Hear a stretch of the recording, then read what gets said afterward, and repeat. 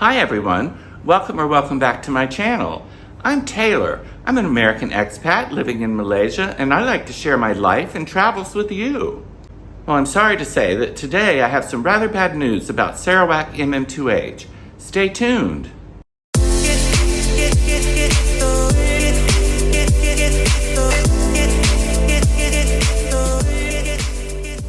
Before I get to the bad news, I wanted to say Happy Thanksgiving to all my American friends. Believe it or not, we celebrate Thanksgiving on a very limited scale here in Malaysia.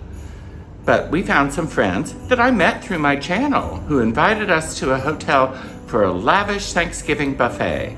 They had turkey and everything. Now, the one thing they didn't have that I was disappointed, and most all the other Americans there were too, was there were no mashed potatoes. Can you imagine? Anyway, I had a wonderful time, and it was nice to be around new friends. Thank you so much, Peter. As you can see behind me, I'm setting up for Christmas, so I've moved the plant that's normally on the other side of the room over here.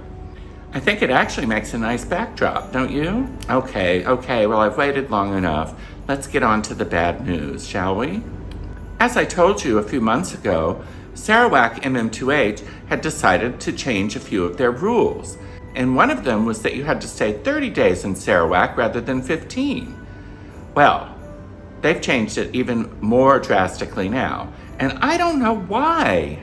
I was on a Facebook MM2H bulletin board the other night, and I saw someone who had just received their approval letter for their Sarawak MM2H. Well, they were shocked to see that point 2.6 said this. There's only one way to read that, from what I can tell, and what everybody in the discussion was thinking too, was that you have to live in Sarawak now full time. So that's really disappointing. Now, I'm not saying Sarawak is a bad place to live at all. It's not. But it really limits you if you want to move to Malaysia and you have to live in Sarawak. Now, I have to say that I'm not sure this is gospel truth, and I really don't like to pass on rumor, but I thought it seemed official enough that I should report it. Frankly, I don't know what they're doing, because it seems like every time Malaysia changes the rules, it's just saying to people, don't come here. It also doesn't give the people that are here already on MM2H a very warm feeling about being welcome. Now, as I've said many times before, the people of Malaysia are very welcoming. I just don't know what's going on with the government. I don't like to criticize it, but I don't think they're doing the right thing here. As you may have seen in the news, Malaysia recently had their 15th general election. It was very exciting, and the Liberal Party got the majority of the votes. Of course, all the big cities voted for them. Although this is good news, it was kind of confusing. It wasn't a clear majority in Parliament.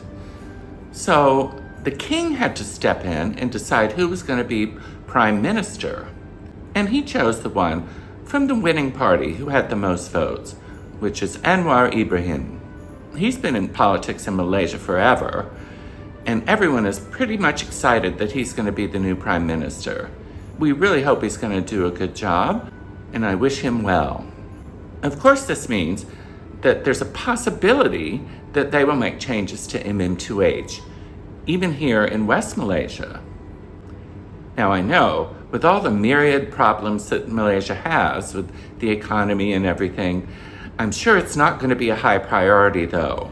So it's probably going to be another waiting game to see what's going to happen and what's going to flesh out.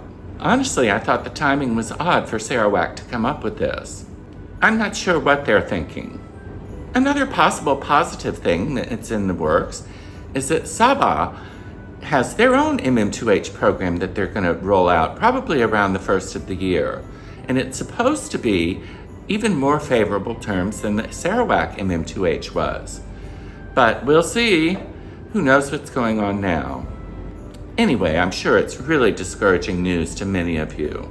I was watching an expat blog the other day, and he was interviewing other expats here from the US. And one of the number one things for them was that it's really so far away. It is, and it's one reason I'd hardly ever go back to visit.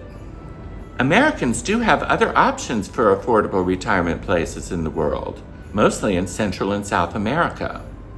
So I'm sure many of you are going to start looking in that direction rather than Malaysia, which is sad. But if you're not ready to retire right away, I think you should still keep an eye on Malaysia because things can change. They often do. I mean, they've had, I think, 5 prime ministers in the last 5 years. But that brings up another point. I'm sure many of you think, gee, if they are changing their mind all the time about the program, that's not very good stability. And when you're retired, you want stability. I know that for sure. So while I have no plans on leaving Malaysia, and I should be able to renew mine in 2024 as scheduled, but who knows? I'm not sure it's as viable an option for people anymore. I really don't know what other countries go through when they're doing their programs for retiring there. I don't know for sure, but I bet some of them change the rules here and there too. You can never be 100% sure what's going to happen when you move to a foreign country. In worst case scenario, you can always go back to the United States or your own home country. I'm still going to be interviewing other expats here so that you can see what their decisions were like in coming to Malaysia. But it's probably not going to be as much of interest to you as it would have been if you were really planning to come too. But don't give up on Malaysia. It might surprise us all. Now that Thanksgiving's over, I'm busy decorating the Christmas tree and getting ready for Christmas. I'm really looking forward to that. I'm doing a video to show you how big Christmas is here. You'd be surprised in a Muslim majority country. Anyway, you can look forward to that. They go all out decorating the malls here. So I'm sorry to bring you this bad news. And as I said, I'm not 100% sure that it's actually accurate, but it looks pretty accurate to me. As always, if I find out anything different or new, I'll report it here. I appreciate it so much that you're watching my channel. Please like and subscribe if you got any information out of this that was helpful, even if it was bad news. I'll do my best to keep you informed on the latest SMM2H developments, and just my life and travels in general. I did want to say that I'm finding putting out 2 videos a week kind of stressful for me. So I'm not going to worry about having a video come out actually every Saturday and every Wednesday. Already I've sort of slipped from that. But I will promise that I will do at least 1 a week, and maybe I'll have more time to put into them then, and they'll be a little bit better. Thanks so much for watching. I really appreciate all of you, and I hope you have a wonderful holiday season. Talk to you later. Bye.